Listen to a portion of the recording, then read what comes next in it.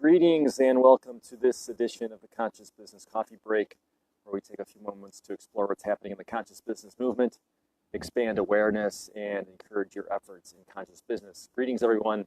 I'm Stephen Donaco of the Conscious Business Enterprise, a division of Humanities team. And if you're seeing a silhouette of me, it's probably because the light is bouncing off the wall behind me. So let me see if I can adjust this a little bit. There we go. Now I can see myself. Welcome to today's episode. And today we're going to talk about being part of something greater than yourself. Specifically, the business of being part of something greater than yourself.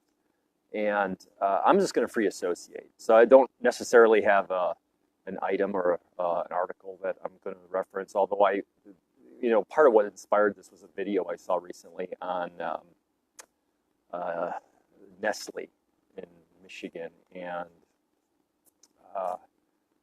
extracting water. Basically Nestle pays $200 for the rights to extract water from Michigan, and not so far away, the city of Flint is still suffering from its water crisis. So it just got me to thinking about the business of being something greater than yourself, and what does that mean as a human being in business, as a leader in business. And I'm reminded of a saying, which I'll paraphrase. It appears in Scripture, and I also think it appears in a couple other places, that the more that you have, the more that is expected of you. And in the world of business, there have been, and there are so many people who have a lot. They have a lot of power, they make a lot of money, they have a lot of influence. And a lot should be expected from them. However, in the old paradigm of business, really all we expect from them is to make a profit for the benefit of shareholders and of their peers in the executive ranks and so forth. And that's very one-dimensional.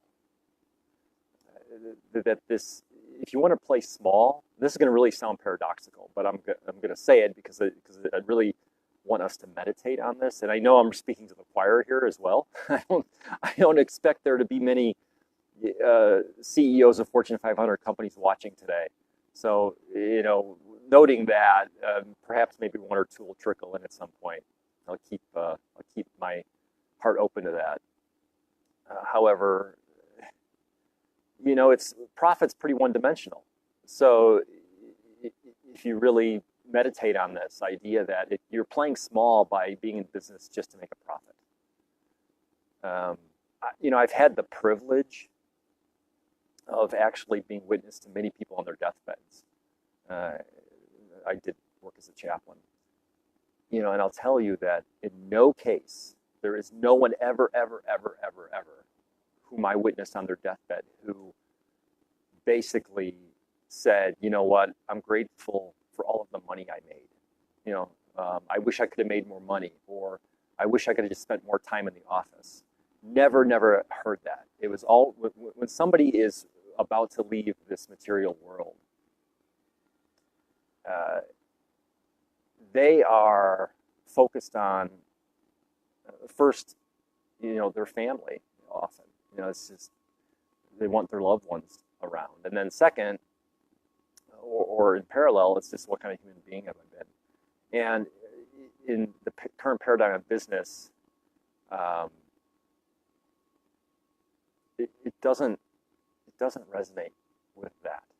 Like, I wonder really how many CEOs who have passed on from this material world on their deathbed truly said to themselves, I'm glad I made all this money. I'm glad I spent so much time at the office. I would bet it's zero, if any. So what I'm getting at here is that, if you're in business just for profit, you're playing small. And I'm inviting you, and I'm inviting all business people. Again, I don't expect the Fortune 500 CEOs to be watching today, but if they were, I would tell them, if you're just playing for profit, you're playing small. And I say this out of love too. so it might sound judgmental, but really, I am saying this out of love for humanity and recognizing that your business is an endeavor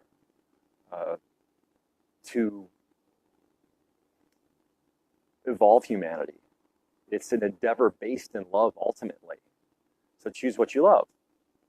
And if on your deathbed, your love is around your family and what kind of human being you've been, well, rather than wait until the moment of your death, what can you do right now to express that love, to show up really big, to be multidimensional, to be in business for more than profit, to be in business to evolve humanity, to take care of the world that we live in, the planet that we live on, to truly practice and be in the spirit of that oneness, interrelated, interconnected, and interdependent with all of life. So I want to just leave it at that today on the coffee break. There's a lot more I could say, and I made some notes, but I'm going to leave it at that because I think that's enough. But this is all to say that, really meditate on how you're showing up in business. And when you talk to other people, so if you're a conscious business change agent, and I would say as a consumer, we're all consumers of business in one way or another. If you have the opportunity to speak to a business leader, or if you yourself are one, or if you're networked with business leaders, through whatever networks you're in, Rotary or the Chamber of Commerce, whatever it happens to be, start to ask the tough questions of those leaders, but the loving question, about the more that you have, the more that it's expected from you, and how are you showing up to really meet that call, that vocation, that purpose in your life as a business leader. Because profit's one-dimensional, and all of life is multidimensional. It's infinite. Doing business centered in the presence of oneness is really the way that we are here to show up. It's how we're here to show up. It's our purpose is to, as living beings, to first and foremost promote all life. And we are in the business of life ultimately. So there you go. Conscious Business Coffee Break for today. Have a blessed weekend, everyone. I appreciate you all watching. Thank you for tuning in. And we'll see you again next week on Wednesday, 9 a.m. U.S. Central Time for another edition of the Conscious Business Coffee Break. Talk to you soon.